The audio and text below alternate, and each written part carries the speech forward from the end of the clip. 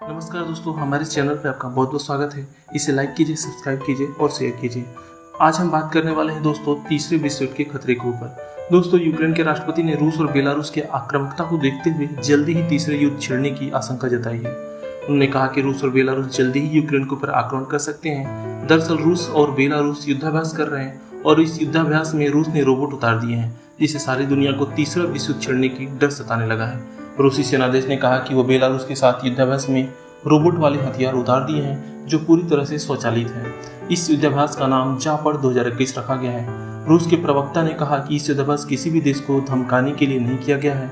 रूस के प्रवक्ता ने आगे कहा कि सैनिकों ने एम लड़ाकू रोबोट का इस्तेमाल किया जो दूर से संचालित होते हैं तथा इस युद्ध में 2 लाख सैन्यकर्मी, 80 विमान और 15 जहाज, 300 टैंक के साथ भाग ले रहे हैं। नाटो के सदस्य देश लिथुआनिया ने कहा कि सीमा के नजदीक ऐसा अभ्यास करके रूस नाटो देशों को धमका रहा है। रूस वैसे भी कुछ साल पहले यूक्रेन पर कब्जे की कोशिश कर चुका है और बहुत सारा यूक्रेन का हिस्सा भी हड़प भी लिया है।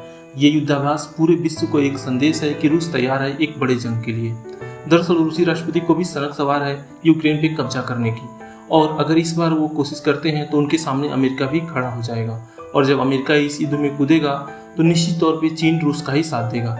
इसलिए इस युद्ध में ना चाहते हुए भी भारत को भी भाग लेना पड़ेगा, और अगर विश्व की इतनी बड़ी जनसंख्या युद्ध करेगी तो आधी जनसंख्या का विनाश हो ही जाएगा। दोस्तों, यूक्रेन बहुत ही छोटा देश है, तो इसलिए वो रूस का मुकाबला नहीं कर सकता है।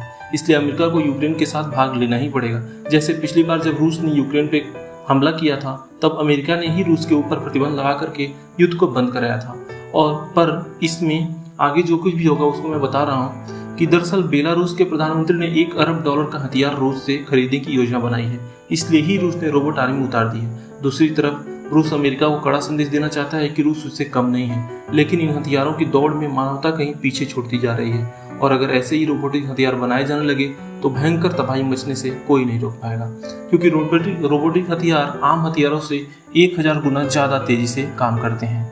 और आगे बता दूं दोस्तों आपको कि इन सभी चीज़ों से सबसे ज़्यादा नुकसान वो है तो सिर्फ और सिर्फ मानव का है, क्योंकि आदमी अगर हथियार का ज़्यादा इस्तेमाल करेगा तो वो पंगु बन जाएगा, और यही अगर हाल चलता रहा तो ये तीसरे विश्व युद्ध को होने में ज़्यादा समय नहीं लगेगा। तो दोस्तों, हम ये जानकारी आपको कैसी लगी? अगर आपको ये जानकारी अच्छी लगी तो हमारे चैनल को लाइक कीजिए, सब्सक्राइब कीजिए, शेयर कीजिए, और जो आपके कमेंट्स हैं उसमें अपनी जो राय है वो देना न भूलें। धन्यवाद। जय हिंद, जय भारत।